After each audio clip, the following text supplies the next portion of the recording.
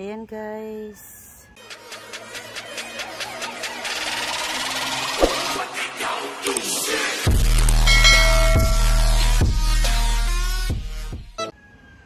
Gandang araw sa lahat. Ayan po ngayon ang ating update po sa mais natin guys sa garden. Dati po guys maliliit pa lang sila guys, 'di ba? Ayan na guys, ayun na sila. This is it. Ayan na po sila. Ayan. At yun ang mga ano ko, yung kamuting kahoy guys. Ayan. Ayun. Sa pagitan po ng ano na ito, yung line ng ano na ito, yung farm na to, na little farm, little garden pala.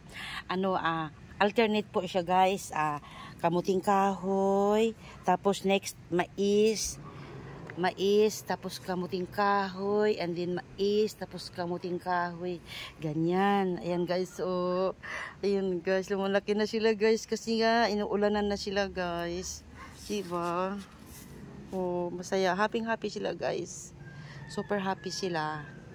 Kasi tuwing gabi po umuulan talaga. Kaya I'm so happy guys. Thank you Lord. Kasi tuwing araw-araw na po guys, umuulan na ngayon eh. Kaya dinidiligan talaga ng langit ang aking munting garden. Ayun, thank you Lord. Yan, happy sila po. Talaga sobra. Super happy.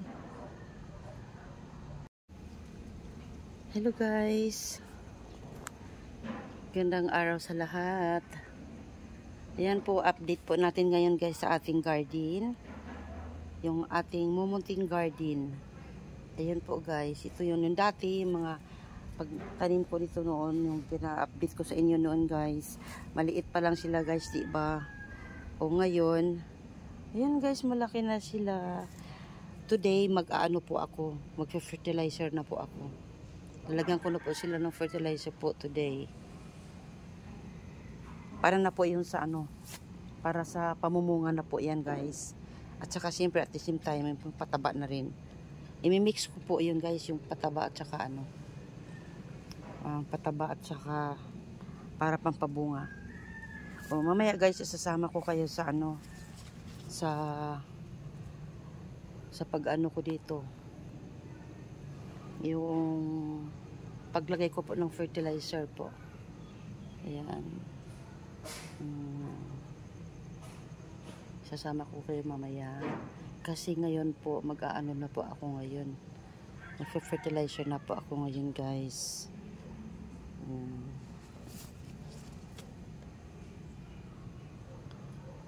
Ito nga pala guys, yung pagtanim ko po nito guys, kamuting kahoy. Yung bawat linya po nito guys, ina-alternate ko po yun guys. Kagaya nito po, kamuting kahoy. And then, mais, kamuting kahoy, and then mais. Ito nga pala guys, itong mais na ito guys, ito po yung ano guys, yung lagkitan, yung puting mais po guys na lagkitan, yun po yun guys. O yan, pagmasdani po guys. Ito po yung pinaghirapan ko yan guys, tuwing umaga po na wala pang sikat ng araw, andi dito na po ako sa farm. Nag-aalis po ako ng mga damo. And then, pagdating naman ng ano, sikat ng araw, mag-iinit na dito. Pahinga naman ako, tapos antay na naman po pagdating sa hapon. Pagdating po ng hapon, nag-ano naman po ako. Naglilinis na naman po ako ulit dito guys. Ayan.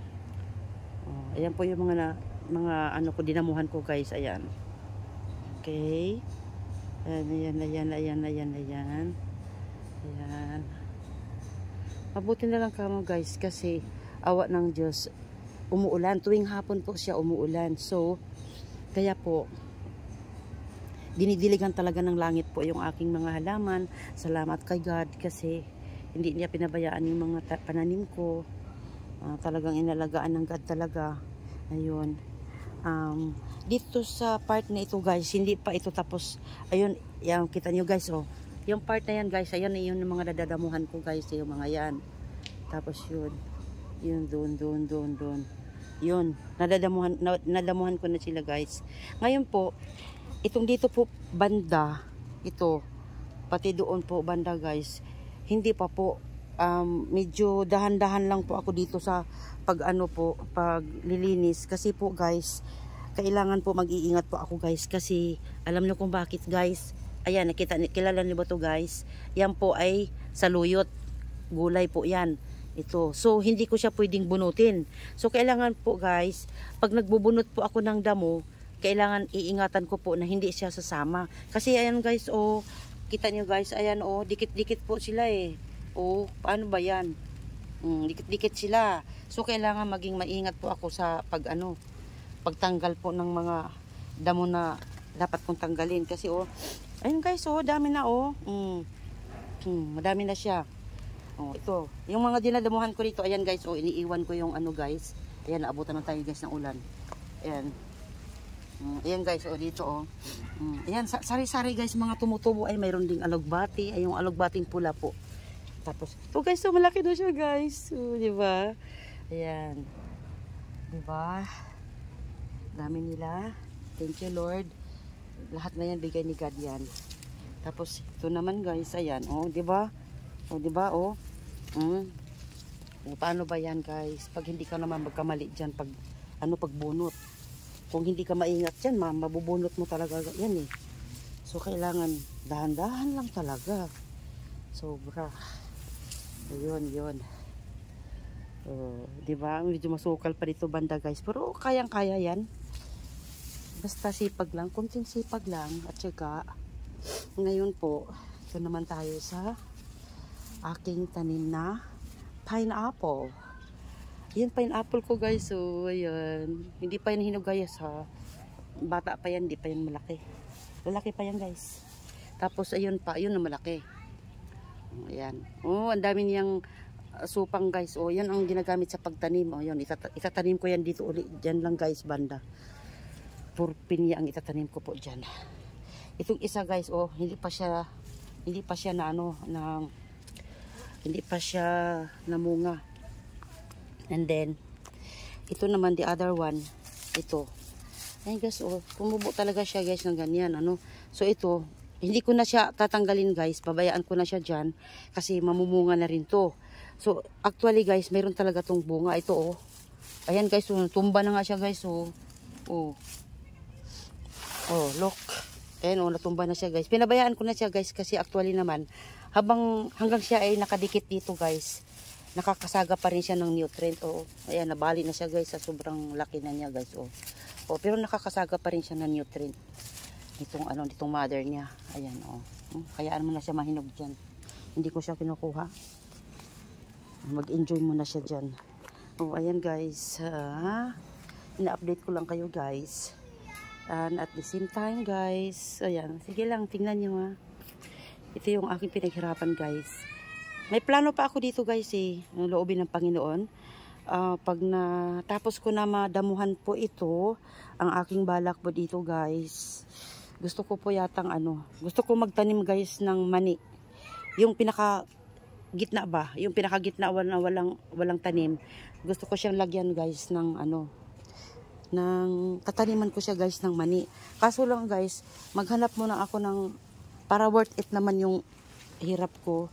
Gusto ko guys maghanap ako ng pantanim ko dito na mani guys.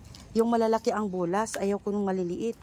Gusto ko yung malaki ang bulas para naman sulit naman po yung hirap ko no. Oh, di ba? Dito tayo. Okay, ayun may butterfly. Hello butterfly. Oh. Okay. Yan. Yan dito banda sa itaas guys, medyo maliliit pa sila guys. Alam niyo ba kung bakit nangyari nito guys? Kasi, di ba kasi ito kasi siya, na-expose siya masyado sa araw. So, sobrang init ng araw during summer. So, ang nangyari sa kanya guys, ang tawag nito? Yung tinitira siya ng init, so nalalaos yan guys. Alam niyo po, thanks God kasi dahil nga umulan siya, nakasurvive sila guys. Ayan nakasurvive. Na yun, mga lanta na yan guys. Ang ginawa ko na lang, inaalis ko na, ginugupit ko yung yung lanta na dahon. Yan, may gaya nito guys, o yan ganyan. Ganyan na siya guys. ginupit ko na lang guys, and then ngayon tumubo siya uli. Ito tumubo siya uli. Ngayong araw na ito guys, mag-fertilizer ako. Pagkatapos ko dito mag-update sa inyo guys, mag-fertilizer na po ako. I-fertilize ko na silang lahat uli. Yan. Yan guys, tingnan mo yung garden natin guys. Oh. Ayan. Diba guys? Ano lang, sipag at syaga lang. Pag nagsipag ka, pag may itinanim, meron kang aanihin. Wala, pag may bakanting lupa dyan sa tabi-tabi niyo, taniman niyo kasi sayang. 'Di ba? Kaysa naman na idle lang yung lupa, magiging productive naman siya. So, kaysa naman nakatiwangwang lang siya, sa halip na nakatiwangwang, linisin natin pagkatapos taniman. O di ba? O ngayon guys, update ko naman kayo sa aking tanglad. Ayan guys, so gumagara siya ngayon guys. Dati laos na to, nalalaos na to guys eh. Dahil nga sa init, di ba? O ayan, buhay na sila guys. O ayan. O buhay na sila. O ayun pa sa kabila. O ayan, buhay na sila guys. Ayun pa. Diba? O ngayon naman guys, yung dati kong tanim na malunggay dito guys, mataas na mataas, pinutol ko siya guys. Ang ginawa ko, yung sanga niya guys, tinanim ko. Ito yun. Yan, tinanim ko guys. O ayan. O tapos yan na guys, may ano na siya, ayan, may supang na, ayan, nabuhay na siya guys. Okay, ngayon, yung pinutulan ko niyan guys, ito na. This is it na. O, kita mo guys. O, ayan o. Kita niyo? O, ano na siya? Tumubo na siya. O, panibagong panibagong tubo na. Sarap ito gulayan guys. O, wonder gulay yan eh. O, lalo na sa mga dyan, yung bagong panganak. Pangpagatas po yan guys. Pangpadami ng gatas yan. Sa mga mami na nag-breastfeed. O, tapos ito naman. Ito yung bago kong, guys, ito yung bago kong tanim. Tinusok ko lang yan dyan, oh. Ito yung galing doon. Ito. Tinusok ko lang. O, ayan. Buhay na siya. Diba? O. Yan. Ang ginagawa ko palang pag-apply ng fertilizer dito, guys, yung yung urea at saka yung 12-12 na fertilizer. Pinagmi-mix ko po siya, guys. Pinamimix ko po siya nito guys. Oh, ito. Oh. Kita niyo to. Ito. Itong lata ng sardinas po. Yung kalahati nito guys, 12-12. Yung kalahati naman yung urea. Pagkatapos yan guys, dito ko nilalagay sa container na to. And then, minimelt ko muna siya guys dito. Dito, ito. Itong maliit na tabo. Dito ko siya ginamelt. Pagkatapos, saka ko siya ihahalo dito. Para yun ang dinidilig ko dito sa aking mga mais. Pati po yung guys, ito, si kamuting kahoy. Pinifertilizer ko din po siya. Oo. Dinidiligan ko rin po siya guys. Tapos guys, yung na yun, yung tubig na to guys. Yung fertilizer dito na minimelt ko. Dito ko po siya nilalagay guys. Dito sa lagadera. Ito. Tapos ayan, may butas dyan guys, di ba? Okay. Dito ko nilalagay guys. Tapos, yung dinidilig ko dito isa-isa sa kanila, lahat. Yan guys, yan, lahat na yan. Ayan. Pinagkatsagaan ko lahat yun guys. Minsan, naabot ako ng dilim dito eh. Kasi hapon kasi ako naglalagay ng fertilizer eh. O, ngayon guys, balik na tayo. Mag-ano na po ako. Maghanda na po ako ng fertilizer. Okay. Ito naman guys. Ito naman yung mga ko. Ito naman po yung mga ornamental ko. Ayan. Basta dinidiligan ko lang sila guys talaga. Hindi ko pa nga, kulang pa ito sa pansin guys. Kagaya nito guys. Ito nga patay na dahon. Tatanggalin ko po yun. Pasensya mo na kayo ha. Busy pa si mami. Pero okay mag-alala. Isa-isa ko kayong tatanggalan ng tatanggalan ko kayo isa-isa ng yung mga dried na leaves. Yun. Okay guys. Sa ngayon po, maraming salamat. Thank you so much for watching. Thank you po. Maraming salamat. Hello Toto. Ayan, aking friendly na doggy.